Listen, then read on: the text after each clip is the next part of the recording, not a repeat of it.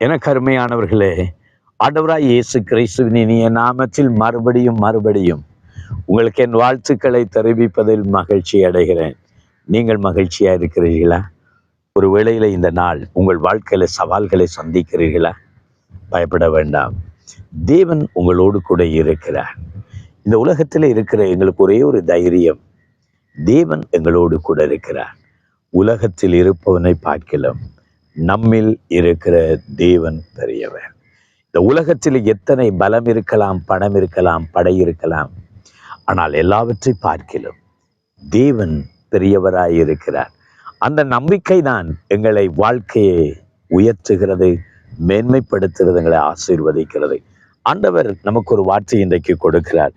ஏசாயாவின் புஸ்தகம் 41வது அதிகாரம் 14வது வசனம்.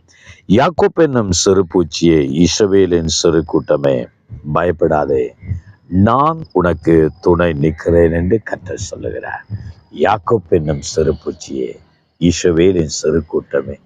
ஐயோ, நான் ஒரு சின்ன கூட்டம், நான் ஒரு பலவீனன், நான் ஒன்றும் அறியாதவன், என்னிடத்துல பணம் இல்லை, என்னிடத்துல பலம் இல்லை, என்னிடத்துல படிப்பில்லை, என்னிடத்துல அறிவு இல்லை, நான் என்ன செய்வேன் கலங்குறீர்களா?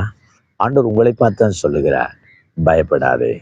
நீ சின்னவனாயிருக்கலாம், நீ சிறியவனாயிருக்கலாம், ஆனால் உன்னில் இருக்கிற தேவன் பெரியவர். உன்னை உருவாக்கின தேவன் உனக்கு உதவி செய்ய வல்லவர். உன்னை அழைத்தவர் உனக்கு உதவி செய்ய வல்லவராயிருக்கிறார். உன்னை அனுப்புகிறவர், உன்னோடு கூட இருக்கிறவர் உனக்கு உதவி செய்ய வல்லவராயிருக்கிறார்.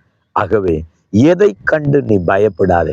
சில வேளைகளில நாம் நம்முடைய நிலைமையை நினைத்து பயப்படுகிறோம், நம்முடைய சூழ்நிலையை நினைத்து பயப்படுகிறோம். ஒரு அதிகாரிக்கு முன்பாக நான் எப்படி நின்று பேசுவேன்? ஒரு தலைவனுக்கு முன்னாக எப்படி நான் நிற்பேன்? ஐயோ, பெருங்கூட்ட ஜனத்தின் சவால்களை நான் எப்படி சந்திப்பேன்? என் வாழ்க்கையில வருகிற பெரிய பெரிய பிரச்சனைகளை நான் எப்படி சமாளிப்பேன் என்று நீ நினைக்கலாம். ஆனால் உன்னை பார்த்துதான் தேவன் சொல்லுகிறார், பயப்படாதே.